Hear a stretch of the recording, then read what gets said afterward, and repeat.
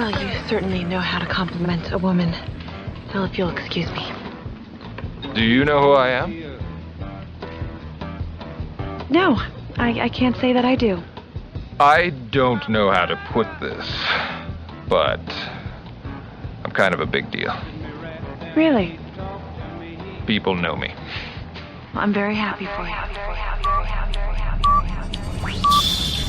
10, 9, 8, 7, 6, 5, 4, 3, 2, 1, 0.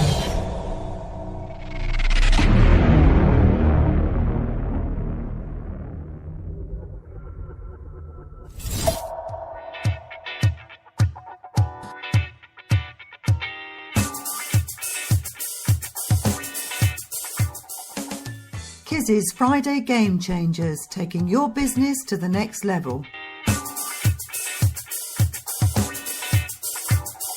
Coming up on Kizzy's Friday Game Changers. People obsess on their purpose or their passion. Don't do that. You'll have multiple purposes. You'll have one purpose, you'll go for that. You'll find something else, you'll go for another purpose. We'll have multiple purposes that we'll be passionate about throughout our life's journey. And also, the one superpower I would love to have is a way of giving to communities the power of kindness and love. Hi, this is Ray Zen. Hi, I'm Jamie Martin from Ideal Shopping Direct. I'm Kate Bell, founder of Zip Us In. Hi, my name is Eirik Eide Patterson. I'm a co-founder of Seaborg Technologies. Hi, I'm Katie Farrell, transformation coach, founder of The Catalyst for Life. Hey everybody, I'm David Frangioni, CEO and co-founder of All Access IDA, Inspire and Develop Artists, and you're listening to Kizzy's Friday Game Changer. Check it out. Hi, this is Louise Findlay-Wilson from Energy PR, and the advice I'd give to game-changing entrepreneurs would be around the subject of managing stress.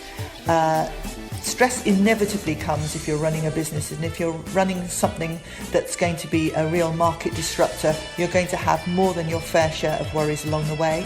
But the secret to handling it, in my experience, having founded a couple of businesses, is that you need to learn to compartmentalise the stress and the worry. If something's a major worry to you, you have got to learn to be able to forget about it once you get home. And the secret to doing that is that you very simply work out the absolute worst case scenario of any particular problem or worry. What's the absolute worst thing that can happen? You work out how you would deal with that worst case scenario.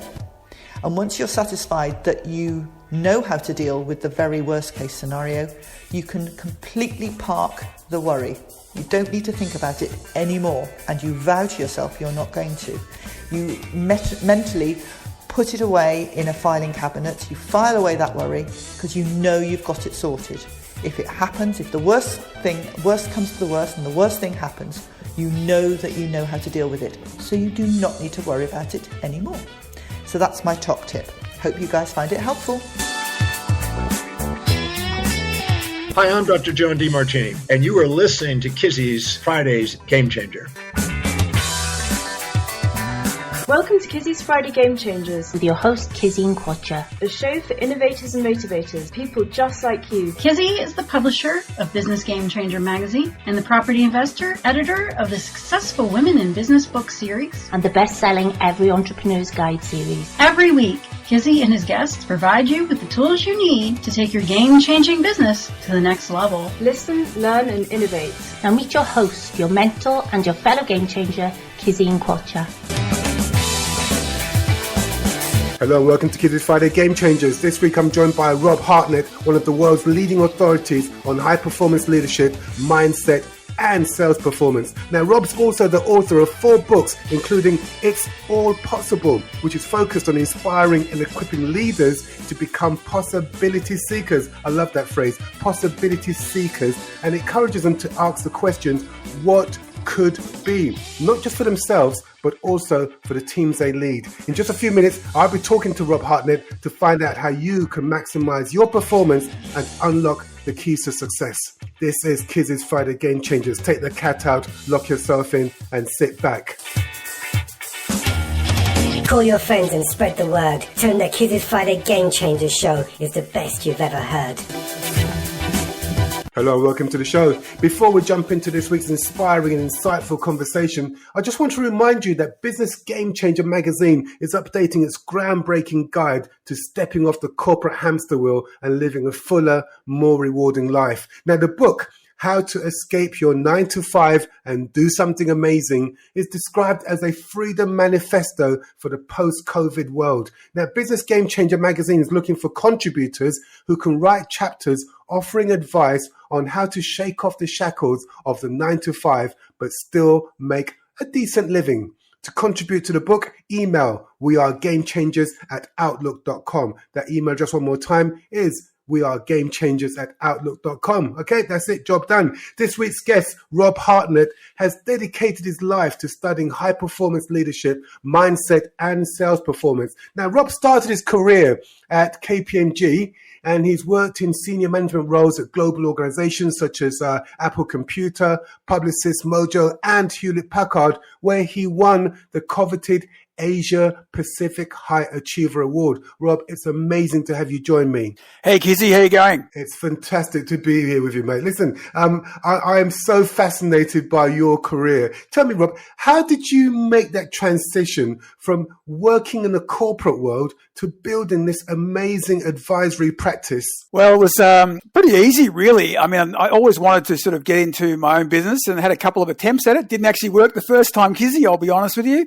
But second time round, it's been a lot better, and just made the transition really from wanting to still work with the corporations. I still love working with large organizations and their people, but actually just wanted to work with myself and have a bit more freedom and just really do what I wanted to do and bring a lot more inspiration and joy to the workforce. So I couldn't do that working for one company, and I wanted to work for a whole lot of them, and there just weren't as many hours in a day, so I had to start my own. So what were the initial challenges you faced in getting your practice off the ground, and how did you overcome them? I think the first thing you've got to overcome is that when you leave the corporate world, you are not your business card. And a lot of people fail with that. A lot of people, when they leave their business or leave a really high-flying job in the C-suite or whatever, think they're still an absolute rock star. But when they leave, no one cares less. They're really more interested in the person who took over your job title. And so the first thing you got to do is get over yourself and get over your own ego and realize, what am I really here for? So that was the first part of just learning that.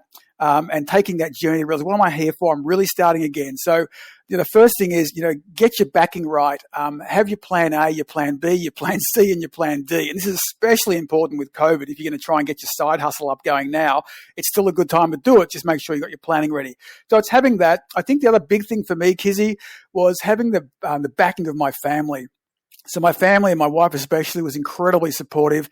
They've got to be on board for this. They've got to understand the journey. You've got to understand the sacrifice. It's also the upside as well. It's why you're doing it.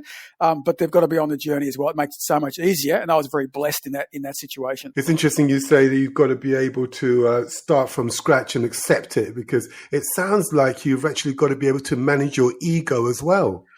Oh, totally. You've got to learn. And look, I've always had a growth mindset before it was cool to call it a growth mindset, before Carol Dweck came out with that fantastic book Mindset. But I've always been about learning. I've always been about finding out what's better. I've always studied people who were better than me or doing different things or benchmarking the best. And I still do. Every time I'm doing something new in any part of my life, it's like, who's world's best practice? Who's doing this well? What can I learn? And so you really have to have that attitude and sort of not so much drop your ego at the door. But it's just not about you. It's about learning yourself and learning. You can really learn from absolutely anybody. And I've seen that for a lot of my mentors, and I'm sure you're the same. A lot of heroes and mentors we have, the really true, authentic ones, are always learning. They want to learn from me, and it blows me away sometimes. And also, you got to learn as well. And know it's a journey of life. I'm trying to work out, Rob. Are you still a student? Are you a tutor, or would you say you're a combination of both ideas? I think I'm a combination of both, but at heart, I'm a student. So if I had to choose the two, I'm definitely a student. I'm always learning. And, I loved your one of the sessions I listened to was with Dr. John DiMartini. You recorded. It was sensational. I was taking so many notes from that, podcast you did with the good Dr. John, and I'm always learning. So I'm probably more a student. I then like to take the research in and add my own flavour to it, and then make sure I get it out, get the message out to inspire many others as I can. You know, the idea of constantly learning is something that we share in common. When I talk to people like yourself and to John and to all these amazing game-changing business people, I'm actually sitting here with my notebook and I am literally taking notes as they're talking. I'm thinking, otherwise, this would cost me an absolute fortune in consultancy fees. Absolutely. Or am I not invoicing? Did we not say that? Oh, wait, I forgot to mention that, this is all a quid pro quo, okay? Mates rates, okay? Well, it's been good talking. Got to go. Don't leave me just yet.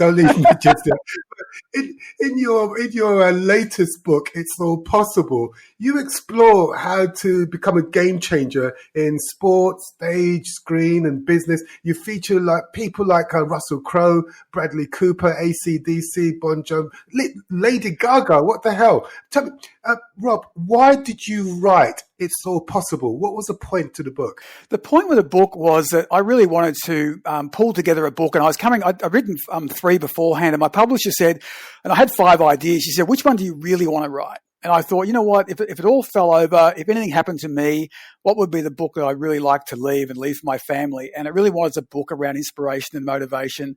And that's where It's All Possible came. Because I've got, as you'll see in the book, there's like my 5L mantra. My 5L mantra is live, laugh, learn, love, and leave a legacy. And it's really that last one was probably to leave a legacy. So I really wanted to get that book done. Around It's All Possible, because I truly believe it is, and I've seen so many things in my life, I'm no doubt you have as well, where people have broken through and turned their impossible into a possible.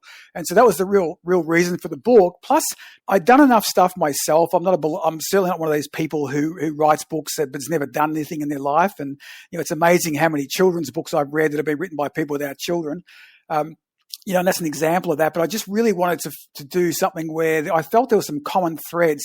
And what was so pleasing after I'd finished the book was getting some great testimonials from Olympians, from business executives, from entrepreneurs who all agreed with the 4 steps that I had in the book. And that was really exciting for me to know that I was actually onto something.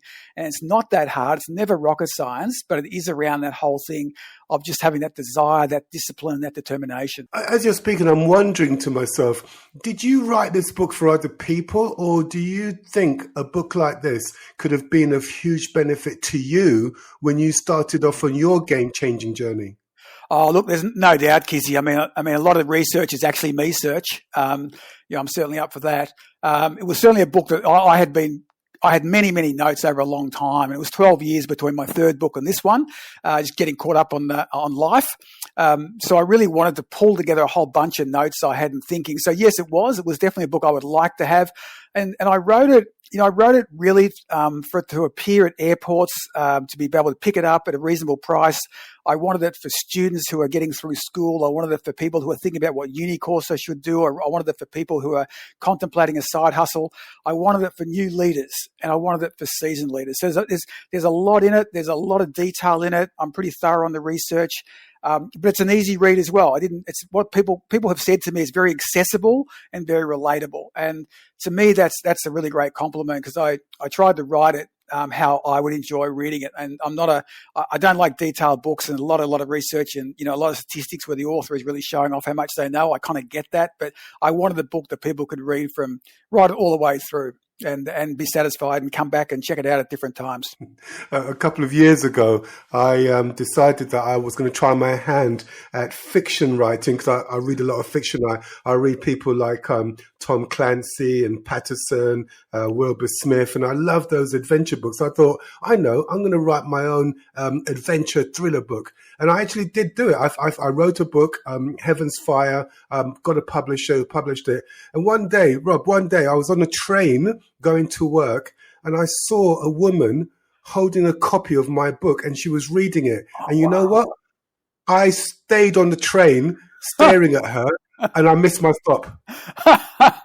I know it is amazing, isn't it? When you see that, when you see your book in a bookstore, it's awesome. When you see someone reading it, and I think I'm not sure when you wrote it, Kizzy, what year it was, but in the era of social media today, it still blows me away when I see an Instagram post of someone reading the book. They've posted something and they've tagged me in it, and I think it's one of the wonderful things of social media is you're able to see, oh my God, someone's read my book in England or Texas or Philippines and things like that. It still blows me away, and it's worth all the effort it goes to writing a book when you see it's making a difference to somebody. It certainly does, absolutely. And I know that in It's All Possible, you talk about this 4-step process that everybody you've spoken to, or most of the people you've spoken to, use to achieve success.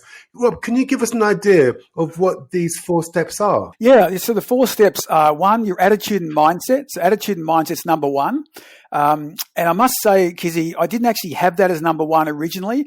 And the reason why is because I've been a learner and a continual learner like yourself. And I've studied and worked with elite sports people and entrepreneurs and others who already had their attitude and mindset, set. So I actually started with vision, which is the second part. But I realized that not everybody's like that, and that attitude and mindset is so important. And the reason it's the most important one is because if you haven't got that right, then your vision will be small and your dream will be small and what you can achieve will be small. And we weren't put on this earth to have small dreams. We weren't put on here to do small things. So my attitude and mindset's the first one. And I talk about that and about our habits and beliefs and opinions, the experiences and how they get in our head and how things can be in our head from our upbringing and beliefs. And I spend a lot of time on that. The second step is once your attitude and mindset is healthy and you've got good mindset maintenance, which is the M part, which means you're smoothing out the ups and downs of life, from the ups of elation to the depths of like an ocean wave. Oh my God, it's really bad, to up, it's really great. So you smooth that out. Then it's your vision. So your second one is your vision. What is it what do I want to do? What is it? And in detail, not a dream. It's literally a vision. It's like, what does it actually look like? What will it be like when I get there? What will it feel like? What will it look like? And then from there, what is my strategy to get that vision? And strategy brings in timelines, it brings in coaches, it brings in people, it brings in actually thinking about the detail to achieve it. And then the last one, the most important one, is action. What is the action I'm going to take? And that's the fourth one, is action. And then I help people with action because a lot of people get to action and they know they should be doing something, but they procrastinate and they don't know what to do. And so I broke action up into 3 smaller steps, which is knowledge, process, and skill. So what knowledge do I need to get that I don't have right now, and who's got it? What processes, habits, routines do I need to get into that I don't know now, that I need to get myself where I'm doing this on a repeatable, consistent basis? And then I've got to get some skill. So I might have the knowledge, but do I have the skill? And that's a big difference between knowledge and skill. And it's those 3. It just allow people. Now, the good thing about this is that you might say, I've got the knowledge. Fantastic. Tick box. You don't have to read that bit. Go on to process and skill. Or you might have some skills, but you need a bit more knowledge. So it's a book that you can have a look through and go, yep, I've got my vision. I just haven't got the strategy. Or maybe my attitude and mindset's not right. So it's not a book like a fiction book like yours or like Twilight, where you've got to read it from start to finish. You can actually pick a chunk out of it, a chapter at a time, go heavy on that, and then come out and then go back to it. And that was the concept of the 4: attitude and mindset, vision, strategy, action. Do you know, I'm just wondering to myself, once you've got all these 4 steps in place and you actually start taking action, what if it doesn't work? How do we handle the idea that maybe what we're going to do doesn't work? What happens? What do we do when it fails? The good thing is, if it fails, that's awesome, because you've learned. So the whole thing is to also look at your wording and your language, which I spend a bit of time on in the book. So have you failed, or did you experiment and learn? And they're 2 different things, and our attitude to them is important. So one of the things I brought into this was an acronym called CHAMPION. So I use the word champion as an acronym. So when you try something, and sometimes it can be quite daunting, and if you think about writing your fiction book, I mean, when you start that, you think this is a great idea until you start pen to paper or you start to type it out. You go, oh my God, this is huge. My first thing is, when you've got any big goal, the vision, firstly, the C is for chunk it down. So chunk it down to smaller, bite-sized pieces you can do and you can measure. The H of champion is have a go. Start to do something, because unless you take action, the learning doesn't start, and people don't really know if you're serious or you're just talking. The A is assess your results. And that's exactly what you're talking about. Was I on track? Was I off track? The M is for mindset maintenance, which I've talked about. The P is hang out with the right people who help you get back up again, who help you if you fall down or will correct your course. So good, passionate people, because I'm a big believer that motivation is 50% yourself and 50% of who you're hanging out with. Investigate the best. So what are the best already doing? Own the outcome. So if you do fail, fantastic. You've learned something. You don't want to fail again. So what can you do differently? Or if it went okay, Kizzy, if you actually succeeded, celebrate that. Own the outcome. You put the effort in. And then the N is never give in, right? Never give in. And it's a learning journey. And that's really what a lot of the growth mindset is about, is saying that I can do it as long as I put in the effort, I get good coaching, and I'm willing to, to fail in the early stages or during it, just to have a go and learning. And, we talked about business a bit earlier on. One of the things I've found that startups and side hustles and people who build businesses fast, one of the secrets you can do if you've got a small team is every week, like every Friday, have a failure meeting, right? So everybody in the team has to bring along something they failed at that week, right? You can't have 3 people bringing along and 3 people laughing. That doesn't work, right? So everyone comes along and says, hey, I tried this, it failed. It could be, I tried a Facebook post and it didn't work. We tried to do a new promotion and that didn't work. We tried a new line going out to the market, or we went to a different segment of the market and that didn't work. What did we learn? So what do we fail at? What do we learn? And you will accelerate the growth in a business really, really fast if you fail, learn, and communicate. I love that idea. So really, we're not failing. We're just getting feedback constantly, aren't we? Constantly. Failing forward is another way. Some people call it that. So it's failing forward, but you're going at it. And, John Maxwell is one of my mentors, one of the great leaders in the US, leadership coach. And he stunned me one day. He said, what is something that you could do knowing that you would fail? Right. So what is something that you would do knowing that you would fail, but you would learn a lot? Right. And that's a lot of things for me, from sport to all sorts of things. I know I won't win, but I know if I compete, I will learn a tremendous amount. And so I go in there with a whole different attitude, not to get beaten, knowing that I probably won't win it unless something crazy happens, but I would learn a tremendous amount. So I go in there with the whole focus of what can I take out of this event that I'm about to do that will help me in the future. So just keep talking. I'm just taking notes here as you're talking, Rob. Okay. So I've got in front of me champion. I've got chunk it down, have a go. Yep. Chunk it down, have a go, assess mindset. Yep. And then make sure you have the right people around you. Yep. Investigate. What am I investigating? You're investigating the best people, right? So go find out what's the world's best. So in your case, when you're looking at Tom Clancy, how does Tom Clancy write? Who's his publisher? Where did he start writing? How did he start writing? That's the one. So investigate the best. If that's the best in the market that you're interested in. So just investigate the best. And the reason I put that in there, Kizzy, is what I've found is that people who are the best at something are typically incredibly passionate about it, and they love sharing, and so many people don't go and ask them.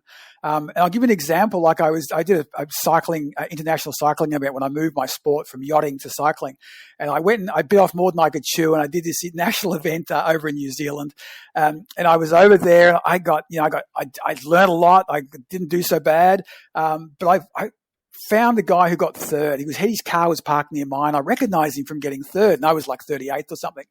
But it was a few things I wanted to ask him, and I just went across and said, hey, introduced myself. I said, hey, congratulations on the third, fantastic effort. Great to get the bronze. I said, but, can you explain this to me? Right. And he went, sure. And he literally unpacked his car. I didn't ask him to. He unpacked his car, unpacked his bike, and he went through in great detail this question I had, because he was passionate about it, and he recognized someone else who was also passionate about it. And he was just so happy to share, because when we're in that position, we know someone comes to ask us something that we're passionate about, we love to share. It's our human nature to share and to help others. So always do that. And that's why I say investigate the best, because 9 times out of 10, look, you'll meet the odd one who will be tough, but most times, most people are happy to share to people who are genuine. It's such a strange phenomenon, isn't it? Because maybe 40, 50 years ago, if somebody had said to me, well, actually, I wasn't around then, but if somebody said to me 20 years ago, how do you protect your ideas? You'd naturally think, oh, I won't tell anybody my secrets. But in the era that we're living in, the era that we're working in, I actually embrace the idea of telling people what I've done, how I did it, and also the problems I face and how they can avoid it. I thought that was just me, but from what you're saying, it sounds like a lot of people believe the same thing. Absolutely. And I've seen it numbers of times from all sorts of people. I know, even, people like, Russell Crowe, who's got a quote in my book, but Russell, it can be a tough character. He's a tough character. He doesn't tolerate fools, but if you genuinely are into acting, if you genuinely are pursuing a career that Russell has pursued, he will help you out. And I've seen it on a number of occasions where he's gone out of his way to actually go, here's what I would do. Here's what I wouldn't do. Here's the 3 points you need to know, and he's done that for a number of very high profile actors. He's helped along the way, because people, they recognize passion, they recognize enthusiasm because they were there. They never just woke up, and suddenly became stars. Russell Crowe was phenomenal right back in the days in Melbourne when he was getting his career together through Romper Stomper in the early days of his career. He was phenomenal, learning on the phone. What's the next gig I can go for? When am I trying out for that? How do I go in this tryout? Because everybody who's successful now wasn't successful at some point. Right. Okay. So I is for investigate the best people. O is for own the results. And N, I've got never give in. Have I got it? That's it. That's the champion acronym. Yep. Right. That's it. The keys to success. I'm going to fold this up and put it in my wallet and hold on to it. Rob, let's hold that thought. We're going to take a quick break and come back to our conversation in just a few minutes. This week's incredibly talented entrepreneur, this week's boss star is Yul Guttenbeil. God, I hope I pronounced that right. Now, Yul is the founder and director of a legal startup called Mode.law. Now, Yul's business provides a set of tools that enables businesses to take control of their legal work. But as well as being a game-changing business leader, Yul is also a very talented musician. I'll let Yul introduce himself and his track, Night Night. I'm Yul Guttenbeil, director of Mode.law, an online platform that helps Australian businesses take control of their legal needs. Mode.law includes a range of tools that help small businesses manage their legal spend, such as automated contracts, a chat window to get legal guidance and quotes from lawyers, and a booking system to arrange full consultations. We've made all subscriptions free until the end of September to help businesses struggling with the COVID-19 crisis. This includes free legal guidance using the chat window. So this song is Night Night from my debut album, Ah. It's about that moment between being awake and asleep where dreams are most vivid. Musically, I was experimenting with blending very different genres like blues, drum and bass, and hip-hop. It's not a song that takes itself too seriously, so I hope you enjoy.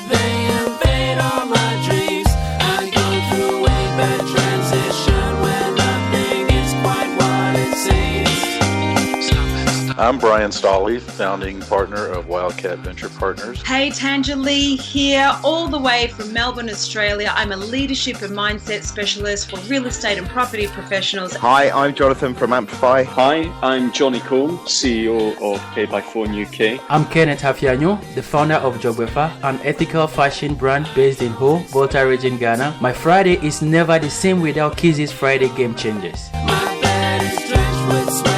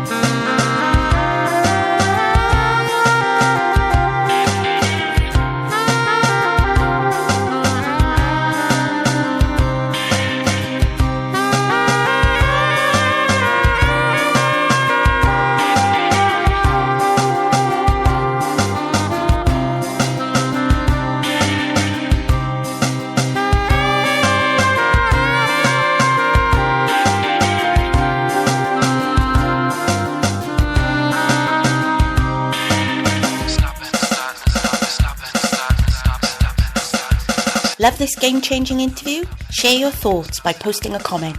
Sharing is caring.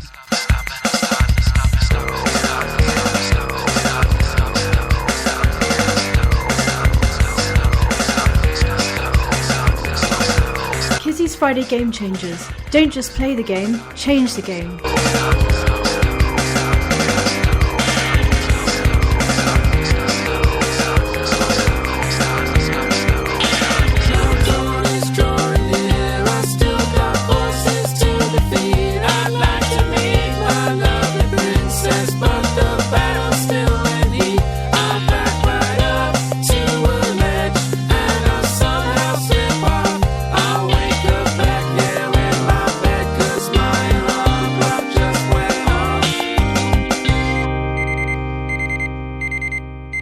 Kizzy's Friday Game Changers elevator pitch of the week. Please stand back from the closing doors. Please select a level. Going up. Hello, my name is Kaylin Howarth and I am the founder and director of The Performer's Edge, an online performance psychology coaching service for creatives and performers. Research indicates that musicians, artists and writers are far more likely to experience adverse mental health than the general population.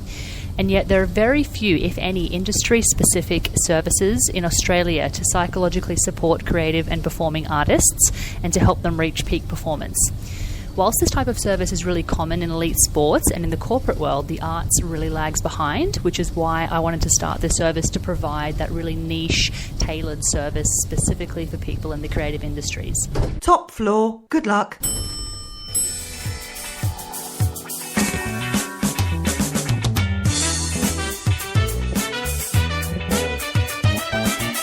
Welcome back. Before the break, you're listening to Yul Guttenbell, the founder and director of a legal startup called Mode.law. And I'm in the studio talking to game changer Rob Hartnett. Now, at this point of the show, I did ask my producer if we could have a drum roll, but instead I've got a sausage roll in front of me, which is not exactly the same thing. But anyway, nice bit of sausage roll.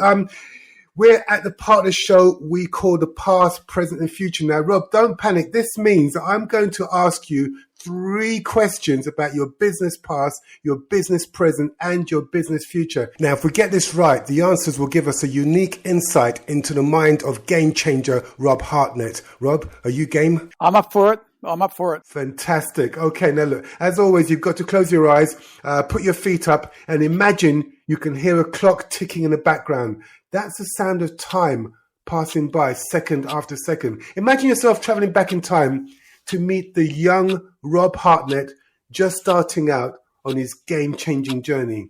What one important lesson would you advise Rob to always bear in mind? What one critical thing have you learned over the years that you think he could benefit from? I think back then, one of the things I could really benefit on was the power of mentors, the power of people who've gone before you, to learn from those people, seek those people out.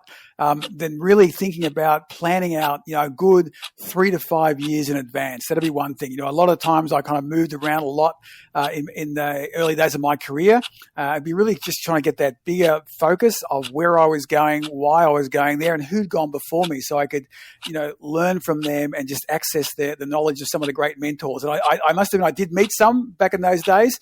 I don't think I took advantage of the situation I was in well enough. So I'd like to kind of just give myself a bit of a reminder to learn from those mentors and those people who are maybe a little bit, maybe 5 or 10 years older than me, and the direction they've gone. At that time, did you have a clear sense of purpose? Did you know where you were going and why you wanted to be there? No, I wouldn't have thought so. When I was really young, I'd come from a very small business background, and I landed myself at KPMG, and it was a big wide world of accounting and advisory, and it was very exciting. And I think I had certain purposes, and my purposes back then were really around the weekend, and were around a lot of yacht racing. I was very passionate about yacht racing, and went on to win a world championship at international level. So when you're passionate about that, you're thinking about your weekends, and really passionate about that. So I've had multiple purposes throughout my life, Kiz. that's the other thing I would say when I was younger, and I'd say this to anybody.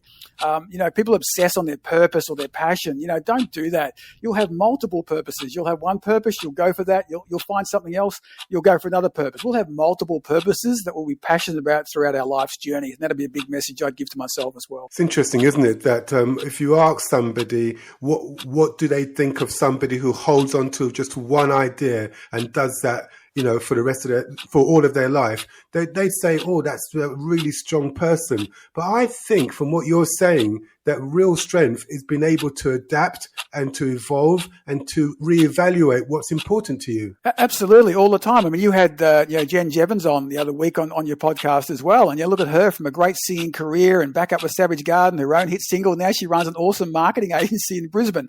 You've seen people like Mark Mothersberger, who's gone from Devo to doing some of the greatest soundtracks of movies. So, all their purposes have evolved. If you look at so many people, they were doing one thing, they're doing something else. I think this week, isn't it? Ringo Starr's birthday, I think it's this week. Well, what an amazing character, through the Beatles, through the drumming, through Thomas the Tank Engine, all the stuff that Ringo has done. If he just stuck to one thing, we would never have got the benefit of all Ringo's, the essence of Ringo, who Ringo is. We would only have one element to it. If you could have one superpower, Rob, what would you have? The one superpower I would love to have is a way of giving to communities the power of kindness and love. That's what I'd love to do. I'd love people to see that kindness and respect and empathy is something I could just come in, see a community and kind of use my superpower to have them all support each other and grow as one and get together and be together no matter what their race, sexuality or anything else is. That'd be my superpower. So from what you're saying, it sounds as though giving back and bringing people together is really important to you.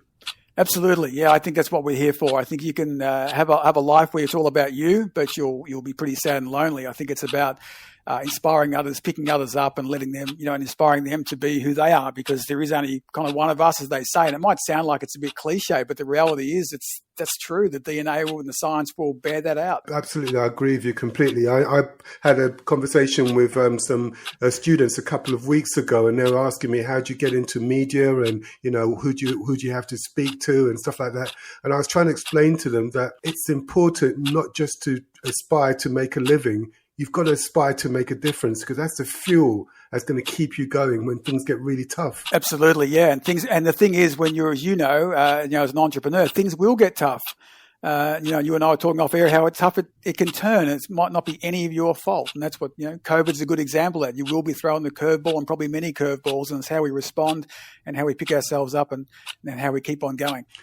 Okay, well, that's the past taken care of. Let's move forward into the present. Tell me, Rob, here and now, who or what inspires you? Who or what inspires me? I think the people who are making a difference inspire me. The people who are right now, if I was to look at that, the people who are inspiring me are the people who are stepping up.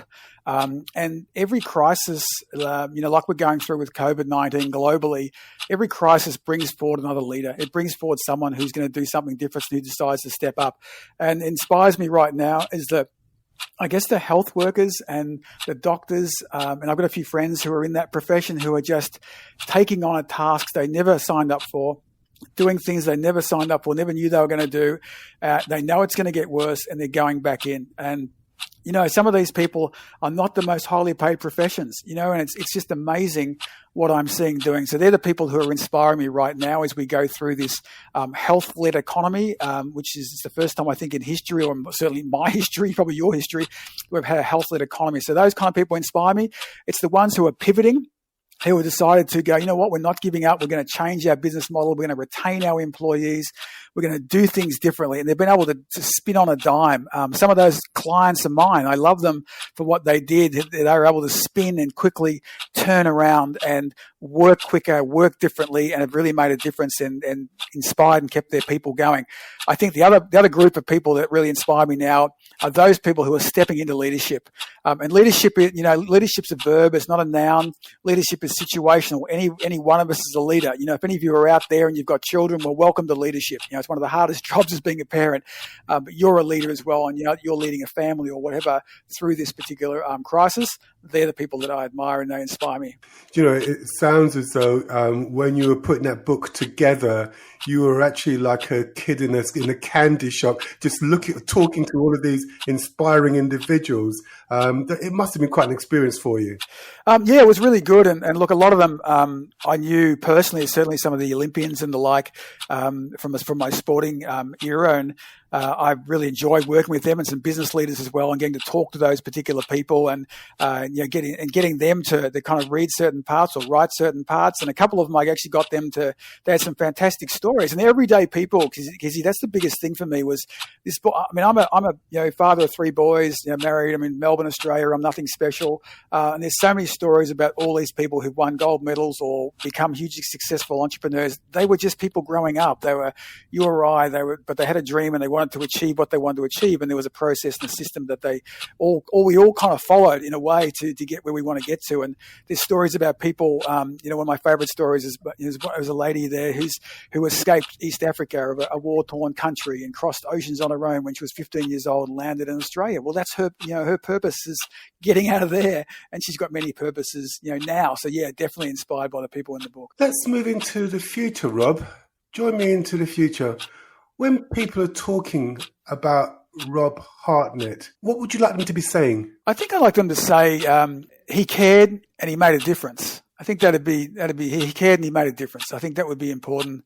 That's kind of what I'd like, I'm not saying how good the difference was, but he cared and he made a difference. And I think if anyone can do that, that's kind of a nice thing to walk away with, because there's a lot of stuff goes on, and 50 years from here, who knows? Hopefully, with medical things the way they're going, we're still around. You and I can talk about it and see it. But in 50 years, if they can say he cared and he made a difference and inspired, that would be a fantastic thing. I have a feeling, Rob, that you're going to achieve that goal in less than 50 years, because I think it's entrepreneurs and game changers like you that inspire other people, because you've got that kind of a guy next door approach, and I know how hugely successful you are, but you still have that feet on the ground attitude that I think can inspire a lot of people to think, well, if he's done it, maybe I can have a go as well. Oh, totally. And look, I'm nothing special.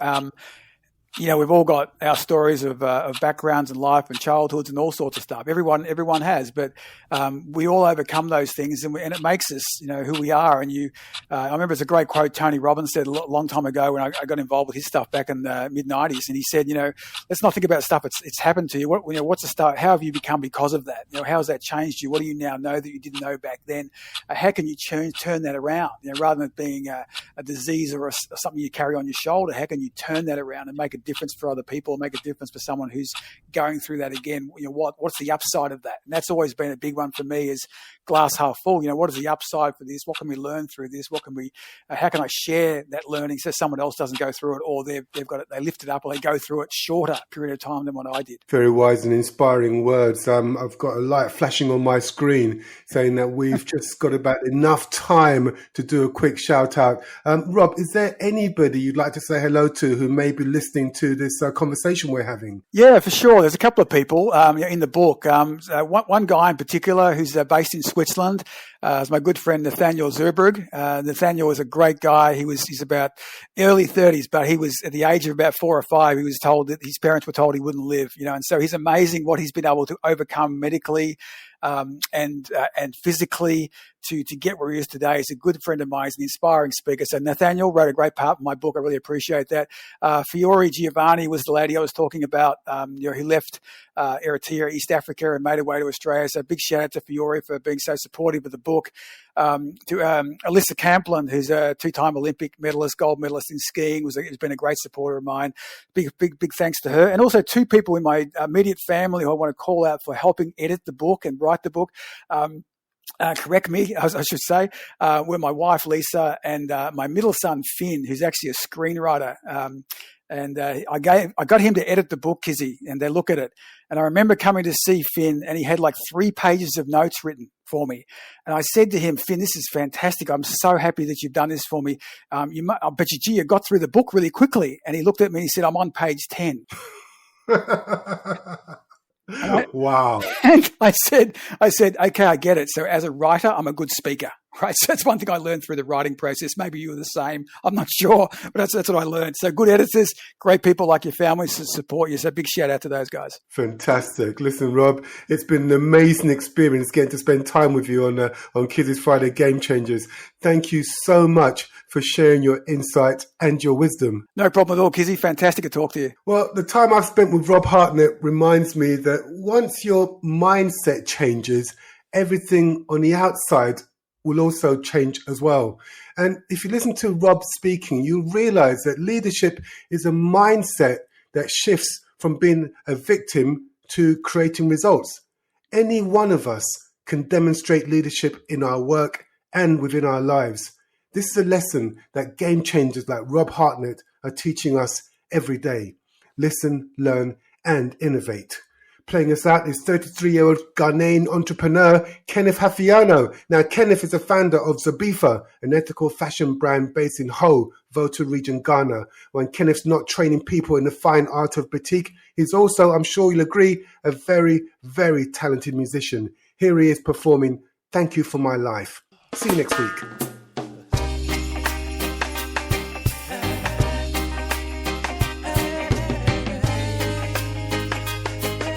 Yeah, thank you for my life. Yeah, for all the good things you've been doing for me. You have done it for free. Thank you for our lives. Yeah, for all the good things you've been doing for my friends too. You still do all for free. Thank you for their lives. Yeah, for all the great things you've been doing for them. You still do all for free, yeah. Thank you for the life of the motherless kids on the street. And I thank you for the ghetto youth hustling every day for what to eat. Money, car, house to live in is necessary, but life first, good health for the family. Some are there try to take away authority. Tomorrow that comes, nobody could decide. If your plan may work, doesn't mean you in control. You're listening to Kizzy's Friday Game Changers, the world's #1 business podcast experience. Listen, learn, and innovate. Thank you for my life, yeah. For all the good things you've been doing for me. You have done it for free. Thank you for our lives, yeah. For all the great things you've been doing for us. You still do more for free. Thank you for their lives, yeah. For all the great things you've been doing for them too. You still do all for free, yeah. I'm all like me be yo talk with la nyola. Yo no vyo ton agble. Mi so agbe chiko ademila ikunyo wuyema. Funo ya deleke yema. Kobale bang bang kwa agbe awo mate pleo. Presida Katmanda vo awo mate pleo de. Agbe ale vevede. Na le beneto wa nywede. Amo le koji la viji. Amo le zanji le gaji. Yemi le mokpokpo me benade. Enunya de la vague. Amo le koji la viji. Amo le zanji le gaji. Yemi le mokpokpo me benade. Enunya de la vague. Merci pour la force et la vie. Toutes les maladies sont guéries. La plus nécessaire c'est la vie. Laisse-moi vivre comme je veux. La plus nécessaire c'est la vie. Toutes les maladies sont guéries. Plus nécessaire c'est la vie. Laisse-moi vivre comme je veux. Yeah. For all the good things you've been doing for me. Kizzy's Friday Game Changers. Don't just play the game, change the game. Thank you for my life. Yeah. For all the great things you've been doing for my friends too. You still do all for free. Thank you for their lives. Yeah, for all the great things you've been doing for them. You still do all for free. Yeah.